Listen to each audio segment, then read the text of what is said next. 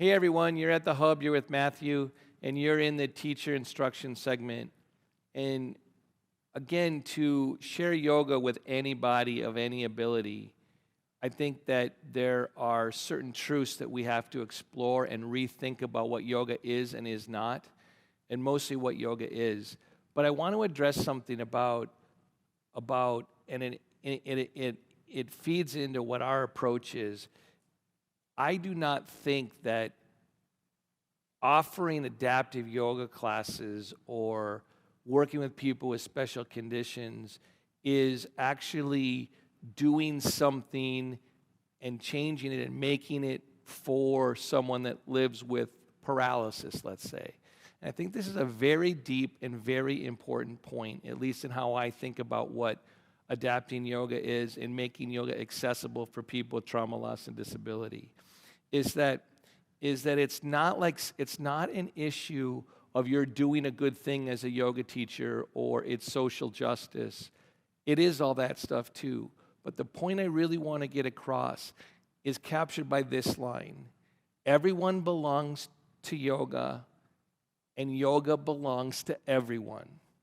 And so rather than thinking about it as creating a situation of making yoga accessible as a symptom only of social justice, I actually think it's very important to realize that no, it's actually making the truth of yoga more manifest, revealing what yoga actually is. So it's not an issue of making yoga accessible to this group or that group. It's actually an exploration of yoga and realizing how everyone already belongs to yoga and yoga belongs to everyone. This has a lot of implications for our approach. And these it seems like, oh yeah, that's obvious. Yoga belongs to everyone and everyone belongs to yoga. Except it's not. To us at Mind Body Solutions, it also implies a radical paradigm shift, or what I think is radical, is that the relationship between the teacher and the student has to change. That it is really important that you make students partners in the exploration of how yoga travels through their life situation and through their body. And it's not so much what just the teacher knows and what you're passing on to the student. Because the truth is, none of us knows fully how yoga is revealed to other people in other situations.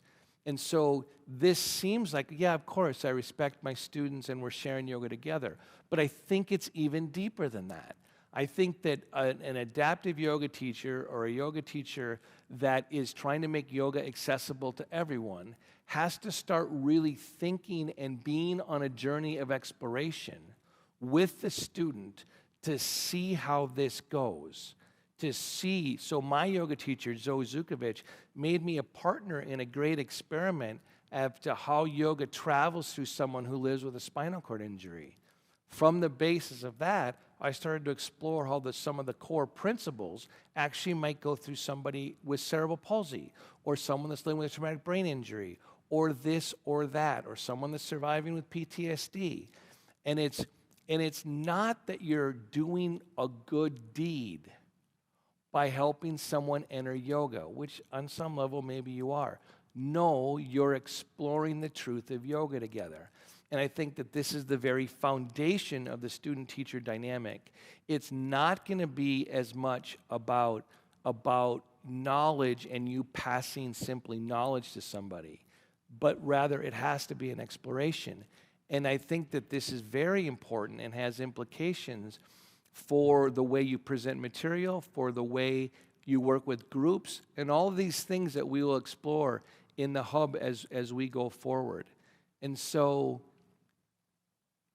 in conclusion, I want you to know that making yoga accessible and open to everyone is an exploration of the truth and the heart of yoga, and not creating a situation where justice is being done. And that makes the onus be way more on the teacher, in my opinion, to recognize the limits of their knowledge, the importance of what they know, and it also, and this is what's very different in how we approach it based on this truth, is that we're not adapting yoga for people with specific conditions. We're just trying to help them realize that they already belong to yoga and yoga already belongs to them. Love to hear from you about if this thought actually moves you at all, if it makes you think about what you know differently, all these things, because as you learn and go forward as an adaptive yoga teacher or whatever you want to call yourself, yoga teacher for everyone, this will be an open, interactive discussion. So please let us hear from you, and we will respond in other segments and in other places. We'll see you next time.